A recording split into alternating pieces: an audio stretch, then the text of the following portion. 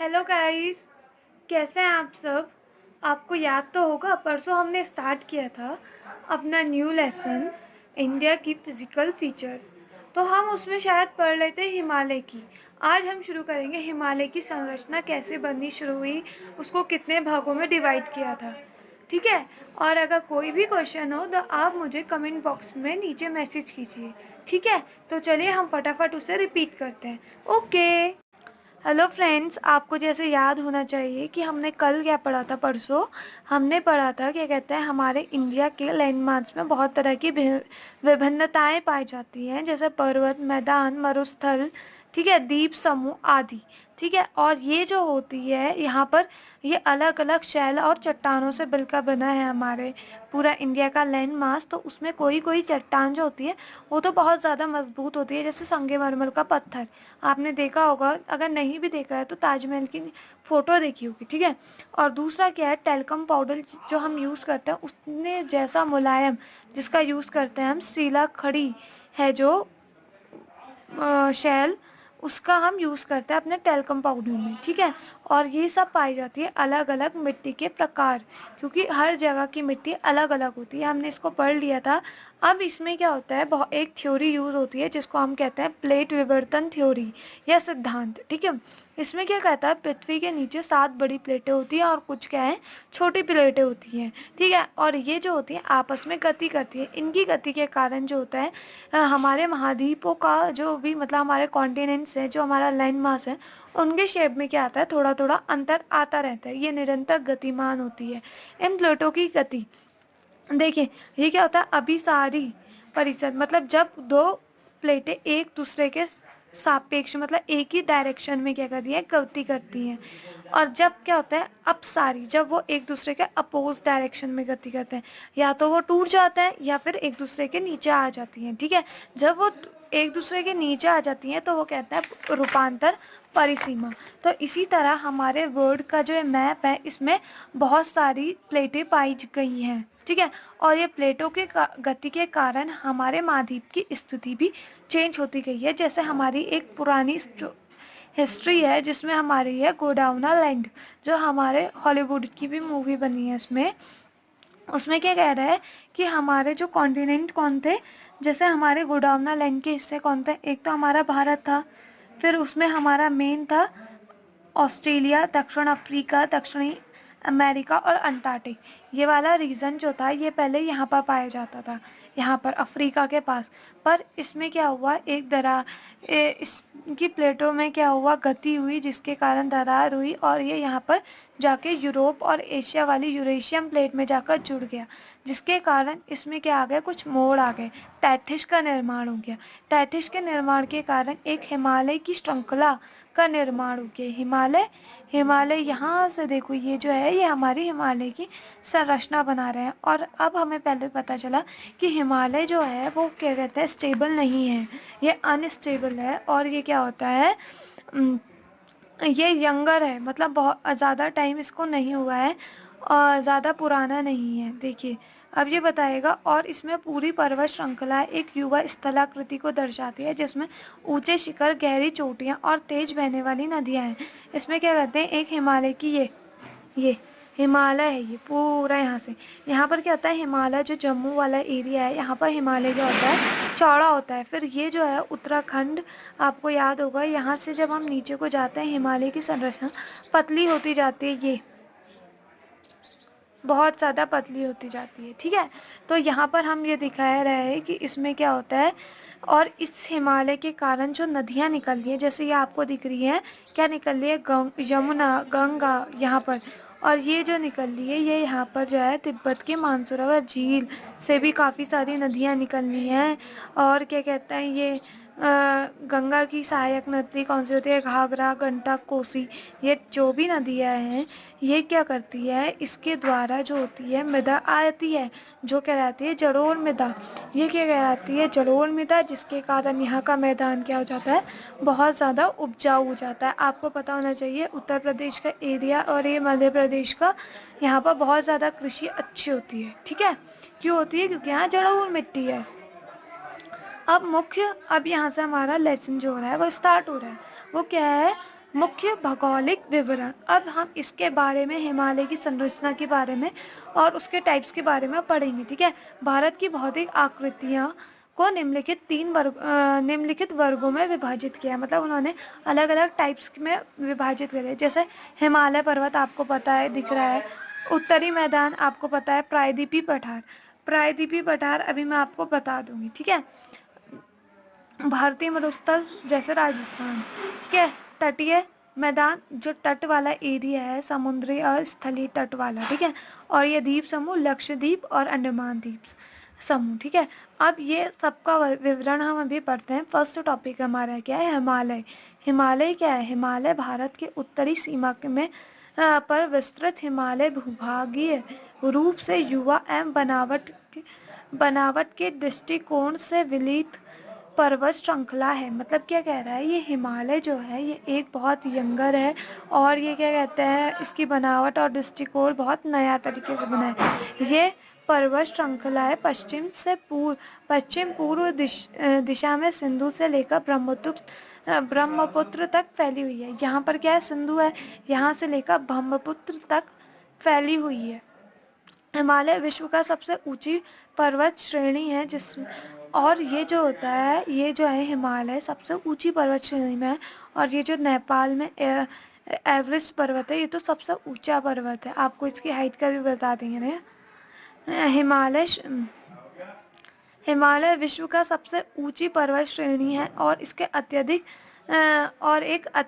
असम अवरोधी में है। ठीक है, और ये क्या कहते हैं, हिमालय का फायदा हमारे वोट के लिए इसलिए भी ज़रूरी है क्योंकि क्या कहते हैं, हिमालय से जो हमारी एशिया रशिया में जो ठंडी हवाएं होती हैं, वो हिमालय जो होता है अपने आने से रोक देता है, उसके पहाड़ों से टकरा के वो वापस चले जाती है। तो इसलिए यहाँ पर यूरोप की तरह इतना ठंडा नहीं होता है। ठीक है, तो ये एक तरह से हमारे लिए बहुत फ़ायदेमंद भी है। ठीक है, ये 2400 किमी की लंबाई में फैला एक अर्धवृत्त का निर्माण करता है, यहाँ से लेकर, ठीक है, यहाँ तक का कोराकोरम दर्रा। ये जो थोड़ा सा, ये देखिए, ये है जम्मू कश्मीर वाला एरिया, और ये पाक ऑक्यूपाइड कश्मीर जो है, यहाँ पर भी पाक में भी थोड़ा सा हमारा कश्मीर है। ठीक है, यहाँ से कश्मीर जो है और ये अरुणाचल प्रदेश तक हमारा जो है, ये है 2400 किमी में फैला हुआ है इसकी लंबाई, और ये एक अर्धवृत्ताकार। ठीक है, ये देखो पूरा ऐसा कर देंगे हम, आधा वृत्त बनी जा रहा है हमारा। ठीक है, इसकी चौड़ाई कश्मीर में 400, यहाँ पर इसकी मैंने आपको बताया था, ऊपर जो है इसकी चौड़ाई जो है ज़्यादा है, ये है 400 किमी, और नीचे अरुणाचल प्रदेश में 170 किलोमीटर। ठीक है, पश्चिम देखिए, इस मैप में भी हमारे ये दिखा रहा है, ये दिखा रहा है हमें प्रामीरगंथी। ठीक है, ये हमारा कोराकोरम हिमालय। ठीक है, ये है लद्दाख की श्रेणी, जास्कर।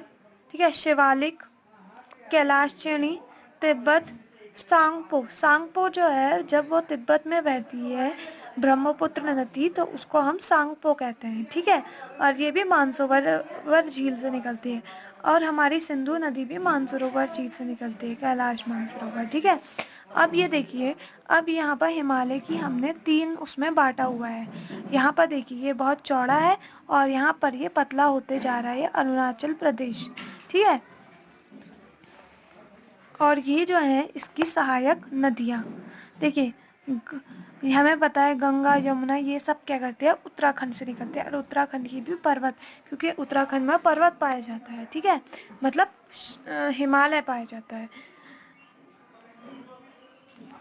और भाग की उत्तर पूर्वीय भाग की ऊंचाई अधिक विविध पाई जाती है।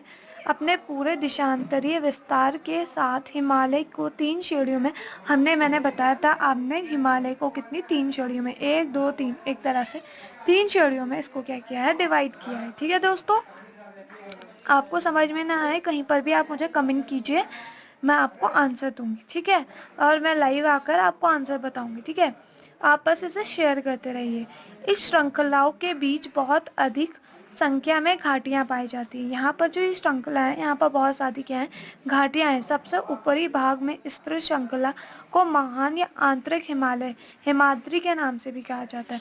जो सबसे विशाल है और सबसे बड़ी है उसको क्या कहते हैं, महान हिमालय या आंतरिक हिमालय के नाम से भी हम जानते हैं। ठीक है दोस्तों, हिमाद्री यहाँ सबसे अधिक सतत श्रृंखलाएं हैं और यहाँ जो है सबसे ज़्यादा बड़ी बड़ी लद्दाख वाला एरिया, कश्मीर वाला एरिया, यहाँ पर क्या है बहुत ज़्यादा श्रृंखलाएं पाई जाती है, जिसमें 6000 मीटर की सबसे औसत ऊंचाई वाले सर्वाधिक ऊंचे शिखर है। मतलब यहाँ पर ज़्यादातर शिखर जो है 6000 के एवरेज में है। ठीक है, क्योंकि ये क्या है, लद्दाख वद्दाख की, तो लद्दाख की शूटिंग तो आपने देखी होगी, 3 इडियट में बहुत सारी है। और क्या कहते हैं, कश्मीर की शूटिंग है बजरंगी भाईजान, इसमें तो नज़र आ जाता है। ठीक है, इस हिमालय का मुख्य इसमें हिमालय के सभी मुख्य शिखर हैं। मतलब इसमें बहुत ज़्यादा शिखर है। अब ये हमारे जो दिए हैं हिमालय के, इनकी ऊंचाई, ये इम्पोर्टेंट है दोस्तों। हमने बोला था कि नेपाल में जो माउंट एवरेस्ट है उसकी ऊंचाई होती है 8848 मीटर। ठीक है, कंचनजुआ जो नेपाल में है, जो भारत में है, उसकी है 8598। ठीक है, ये आपको याद करनी है। जैसे यहाँ की क्या है, नंदा देवी पर्वत, भारत का नंदा देवी है 8126। ठीक है,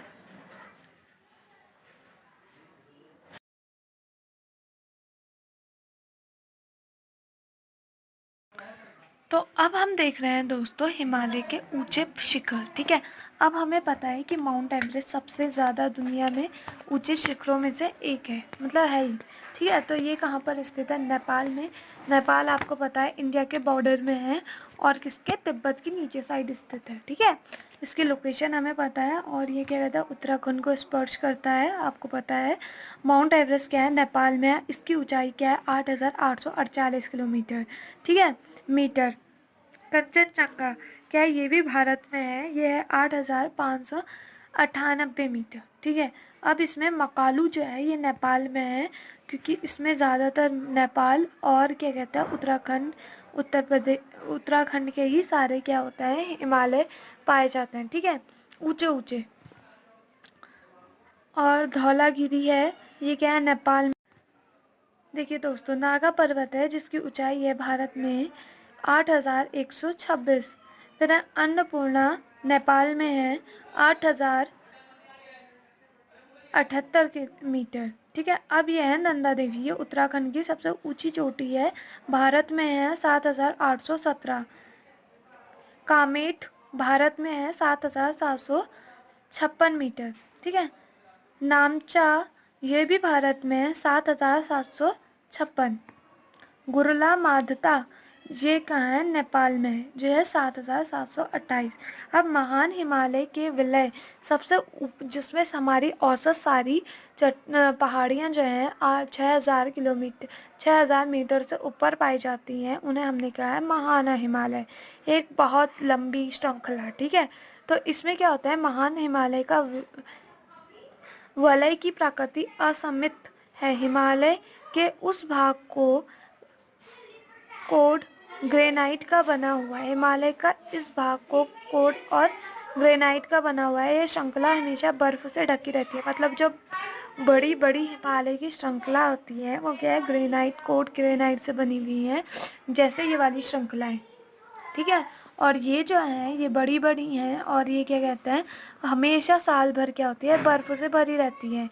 और इनसे बहुत सी हिमानियों का प्रवाह होता है, मतलब इनसे बहुत सारी नदियाँ भी निकलती हैं। ठीक है, अब क्या है, हिमाद्री के दक्षिण में स्थित श्रृंखला सबसे अधिक असम है। मतलब दक्षिण में स्थित ये वाला हिस्सा जो है ये सबसे बड़ा है ना, ये ऊपर ये चट्टान जो है इसका आंतरिक लास्ट हिस्सा का असम में है। ठीक है, असम है। एवं दक्षिण और निम्न हिमालय, हिमालय या निम्न हिमालय के नाम से जाना जाता है। ठीक है, इन श्रृंखलाओं का निर्माण मुख्यतः अत्यधिक संपीड़न तथा परिवर्तित शैलों से हुआ है। मतलब संपीड़न मतलब किसी चीज़ को प्रेशर के द्वारा दबाया जाना, ठीक है, संपीड़ित हो जाता है। जैसे मैं किसी चीज़ को ऐसे, ये मान लो यार, इसको ऐसे संपीड़ित कर रही हूँ, यानी अपने वेट के द्वारा उसको दबा रही हूँ, जिससे कारण इनका निर्माण हुआ है, ठीक है। इसकी ऊंचाई 3700 मीटर से 4500 मीटर के बीच तथा औसत चौड़ाई 50 किलोमीटर है। इसकी पीर पंजाल श्रृंखला सबसे लंबी, इसकी पीर पंजाल श्रृंखला जो है वो सबसे ज़्यादा लंबी है, ठीक है, लंबी तथा सबसे महत्वपूर्ण श्रृंखला है। धौलाधर एवं महाभारत श्रृंखलाएं भी महत्वपूर्ण हैं, ठीक है, ये इंपॉर्टेंट है। पीर पंजाल श्रृंखला कहाँ है, असम साइड में रिलेटेड है, और यहाँ की ऊंचाई, यहाँ की चौड़ाई 50 किलोमीटर तक का है, और ये क्या कहते हैं, बहुत लंबी श्रृंखला है। और धौलाधर और महाभारत जो है श्रृंखला महत्वपूर्ण है, ठीक है। इस श्रृंखला में कश्मीर की घाटी एवं हिमाचल के कांगड़ा एवं कुल्लू की घाटियाँ स्थित होती हैं, ठीक है। इनकी जो होती है धौलाधर और महाभारत श्रृंखलाओं की महत्वपूर्ण श्रृंखला क्या है, कश्मीर की घाटियाँ, कांगड़ा और कुल्लू, ये आपने नाम सुना होगा, हिल स्टेशन है, ठीक है। इस हिमाचल प्रदेश में इस क्षेत्र को पहाड़ी के नगरों के नाम से जाना जाता है, ठीक है। मतलब यहाँ पर बहुत ज़्यादा वो पाए जाते हैं पहाड़ी, ठीक है। अब एटलस में आपने मसूरी, नैनीताल, ये आप खुद देख लेंगे, ठीक है। अब क्या है, हिमालय की सबसे बाहरी श्रृंखला को शिवालिक, इम्पॉर्टेंट ये है कि हिमालय की सबसे बाहरी श्रृंखला क्या है, उसे शिवालिक कहता है, और उसकी चौड़ाई क्या है, 10 से 50 किलोमीटर तथा, और इसकी ऊंचाई है 500 से 1100 मीटर के बीच। ये श्रृंखलाएं उत्तर में स्थित मुख्य हिमालय की श्रृंखलाओं से नदियों द्वारा लाई गई असंपीड़ित अवसादों से बनी हुई है। मतलब ये क्या कहती है, श्रृंखलाएं जो है नदियों द्वारा जो लाई गई अवसाद, मतलब वही कंकड़ पत्थर ये वो, उनसे बनी हुई है, ठीक है। ये घाटियाँ बन ये घटिया बजरी तथा जड़ोर की मोटी परत से ढकी हुई है, और इनमें क्या हुआ, बहुत ज़्यादा क्या हुआ, मुख्य हिमालय में क्या हुआ, बहुत ज़्यादा, एक तो क्या हुआ, हिमालय की श्रृंखला नदियों से लाई गई जो भी था, उससे संपीड़न के कारण जो भी मिट्टी विट्टी थी वो बन गई, उसके ऊपर उसमें क्या आ गई, पथरीली भूमि आ गई, फिर जलोढ़ मिट्टी आ गई, और फिर बर्फ़ की चट्टान आ गई। निम्न हिमालय तथा शिवालिक के बीच के स्थित लंबवत घाटी को दून के नाम से जाना जाता है, देहरादून वाली एरिया, ठीक है। ये क्या हुआ, शिवालिक, ये हो गया निम्न, और इसके बीच की जो है ये कहलाती है दून की घाटी, ठीक है, के नाम से हमें जाना जाता है। कुछ प्रसिद्ध दून है, देहरादून, कोटली दून, पाटली दून, ठीक है, दून के नाम से। दून में का क्या फेमस है, दून के एक तो चावल फेमस है, दूसरा दून का चूना फेमस है, और दून की शायद लीची भी फेमस है, ठीक है। नहीं, रामनगर की तो लीची फेमस है, ठीक है। तो आप हर चीज़ को मैच करके पढ़े तो आपको याद हो जाएगा, ठीक है। इस उत्तर दक्षिण के अतिरिक्त हिमालय को पश्चिम से पूर्व तक क्या कहते हैं, उत्तर दक्षिण के अतिरिक्त हिमालय को पश्चिम से पूर्व तक स्थित क्षेत्रों के आधार पर विभाजित किया। मतलब इन्होंने क्या किया है, हिमालय को भी, यहाँ से जो यहाँ तक का हिमालय उसको भी छोटे छोटे जोन में क्या किया है, डिवाइड किया है, ठीक है। सेम ये कह रहा है, सिंपल वे में कह रहा है, ठीक है। अब जहाँ ना है बता दीजिए, ठीक है। विभाजित किया गया है, इस वर्गीकरण को नदी घाटियों की सीमाओं के आधार पर विभाजित किया, और यहाँ से जो बहने वाली नदियाँ हैं उनके कारण इसको घाट नदियों के कारण डिवाइड किया गया है, ठीक है। जैसे उदाहरण के लिए सतलुज एवं सिंधु के बीच स्थित हिमालय के भाग को पंजाब हिमालय के नाम से जाना जाता है। मतलब ये क्या है, सतलुज इधर नदी है, सतलुज और सिंधु के बीच का जो ये वाला एरिया वाली है हिमालय, इसको क्या कहते हैं, पंजाब हिमालय के नाम से जाना जाता है, ठीक है। आपको पता चल रहा होगा। और ये क्या कहते हैं, जो हिमालय की नदियाँ हैं वो खुद ही एक बॉर्डर का की तरह वर्क करती हैं, लेकिन पश्चिम से पूर्व तक क्रमशः इसे कश्मीर तथा हिमाचल हिमालय के नाम से भी जाना जाता है। सतलुज और काली नदी के बीच में स्थित हिमालय के भाग को कुमाऊं हिमालय के नाम से जाना जाता है। ठीक है, देखो काली नदी हमारी होती है इधर, तो सतलुज और काली नदी के एरिया को क्या कहा है उन्होंने, क्या कहते हैं, कुमाऊं, कुमाऊं वाला हिमालय के नाम से जाना जाता है।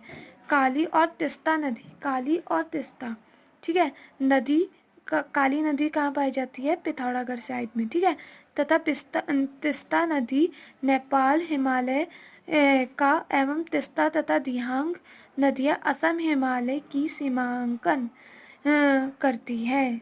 ठीक है, हिमालय की कुछ क्षेत्रीय नाम का आपको पता करना है, कौन सी नदी को क्या क्या कहते हैं।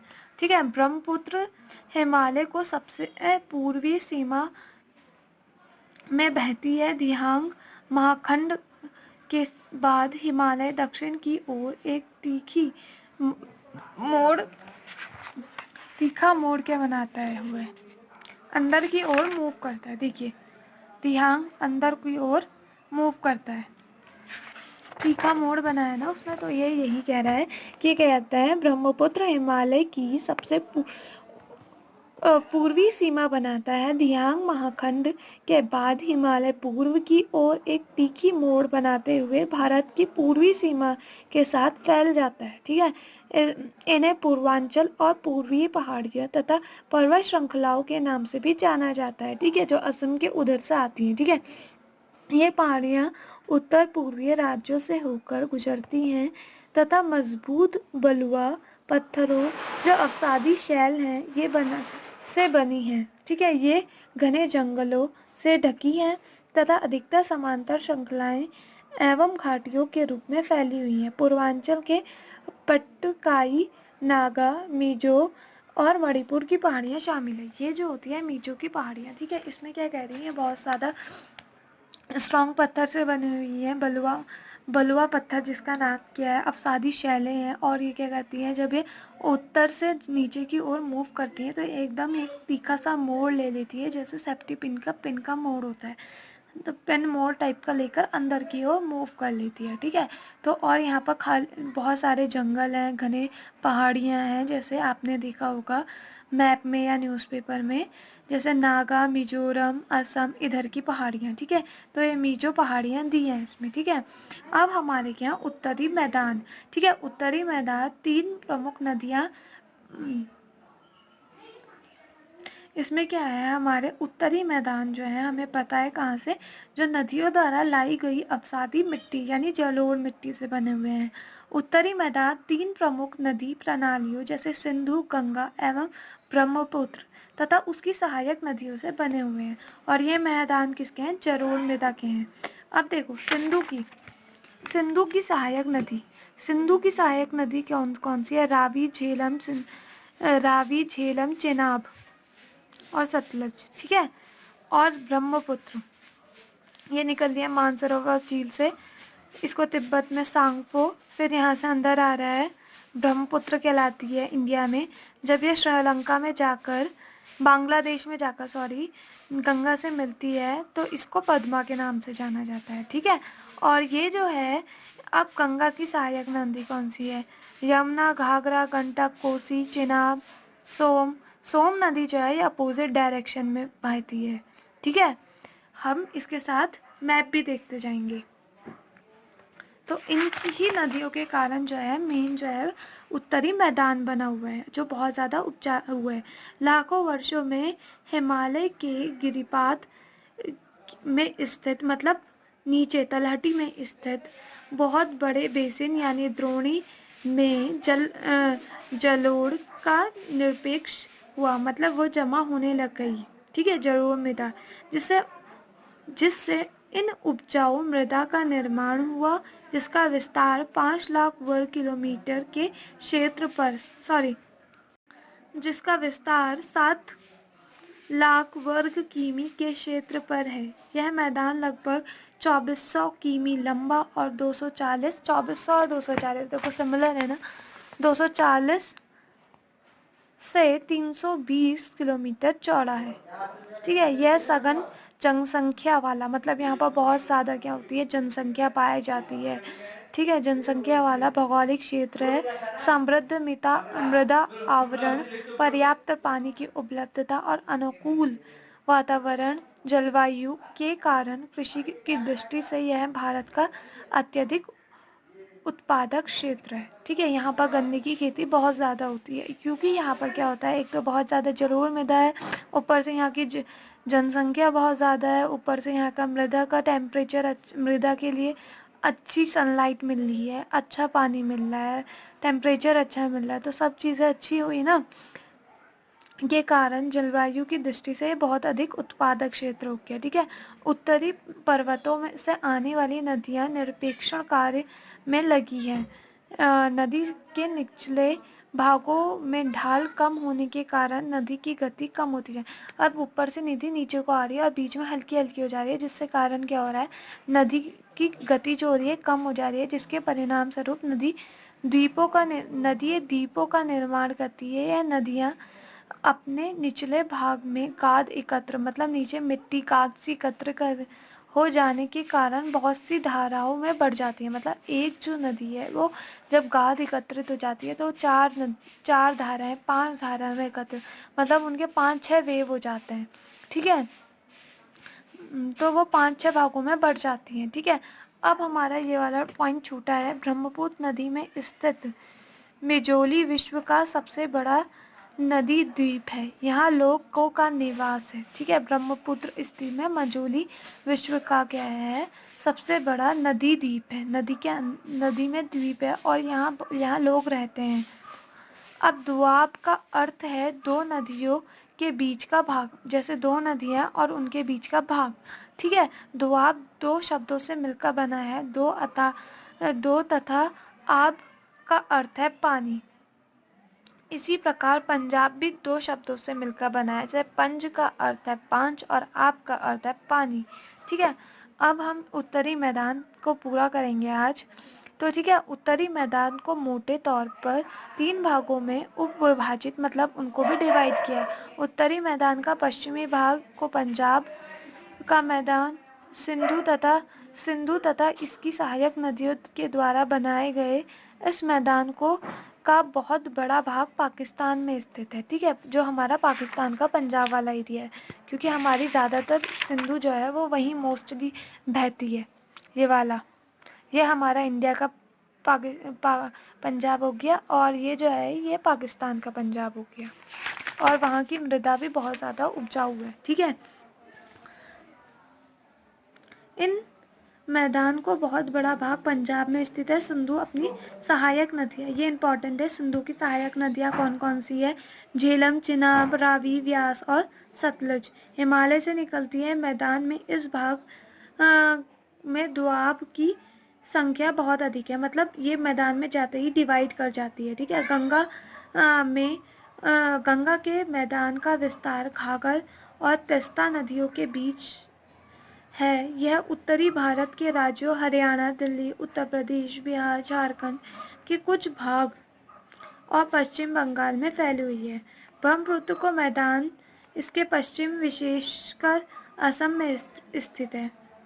जो क्या कहते हैं, ब्रह्मपुत्र के जो भी मैदान है वो कहाँ है, असम में स्थित है। ठीक है, उत्तरी मैदानों की व्याख्या सामान्यतः इसके उच्चावचों में बिना किसी विविधता वाले समतल स्थल के रूप में की जा सकती है। मतलब बिना किसी विविधता के सीधे सीधे, समतल क्या होता है, एक सीधा रास्ता में की जा सकती है। यह सही नहीं है। इसकी विस्तृत मैदानों के भौगोलिक आकृतियों में भी विविधता है। मतलब क्या कह रहा है, उत्तरी मैदानों को सीधा सीधा हम नहीं देख सकते, उसके मैदानों में भी बहुत अलग क्या होती है, विविधताएं, मतलब डिफरेंशिएशन पाया जाता है। आकृति विभिन्नता के आधार पर उत्तरी मैदानों को 4 भागों में विभाजित किया गया है। ठीक है, नदियाँ पर्वतों से नीचे उतरते समय शिवालिक की ढाल पर जब नदियाँ ऊपर से नीचे की ओर बहती हैं तो उसको क्या है, 8 से 16 किमी की चौड़ी पट्टी में गुटिका का निक्षेपण करती है, जिसे भाबर के नाम से जाना जाता है। मतलब क्या होता है, जब पहाड़ से नदियाँ नीचे को जाती हैं तो वो एक कर्व लेती हैं, ठीक है। जैसे उत्तराखंड में से जब नदियाँ पहाड़ों, उत्तराखंड की नदी कौन सी है, गंगा हो गई, अलकनंदा, ये वो नदियाँ जब क्या कहती है, हरिद्वार, ठीक है, नीचे को उतरती है तो वो कहते हैं भाबर पट्टी का निर्माण करती है। सभी सरिताएं इस भाबर पट्टी में विलुप्त हो जाती हैं। इस पट्टी के दक्षिण में ये सरिताएं एवं नदियाँ पुनः निकल आती हैं, ठीक है। दक्षिण में मतलब लास्ट पूर्व में, ठीक है।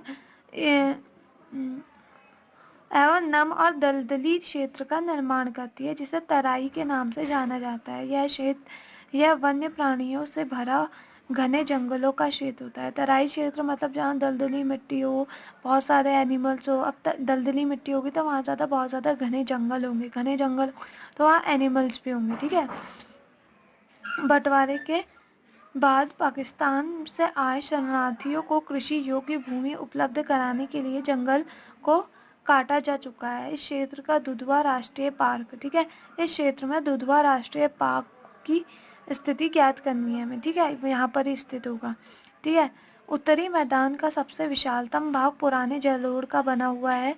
ये नदियों के बाढ़ वाले मैदान के ऊपर स्थित है, ठीक है,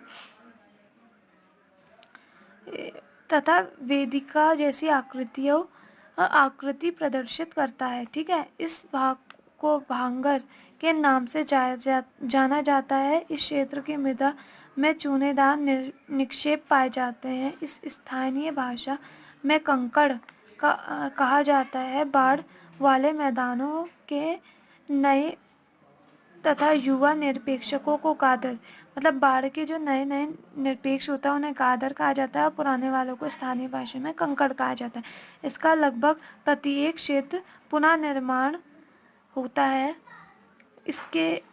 इसलिए ये उपजाऊ होते हैं तथा गहन खेती के लिए आदर्श है, ठीक है। अब इसमें क्या कह रहा है, यहाँ की मिट्टी जो होती है बहुत ज़्यादा उपजाऊ होती है, बाढ़ से लाई हुई मिट्टी होती है, और क्या होती है इसकी, ये अलग अलग वेदिकाओं मतलब छोटी छोटी नदियों के रूप में आकृतियाँ बनाते हैं, जिसे हमें कहते हैं भांगर कहते हैं, ठीक है। और ये यहाँ पर चूनेदार निरपेक्ष पाए जाते हैं, मतलब चूने की अधिकता पाई जाती है, जिनको स्थानीय भाषा में हम कंकड़ कहते हैं।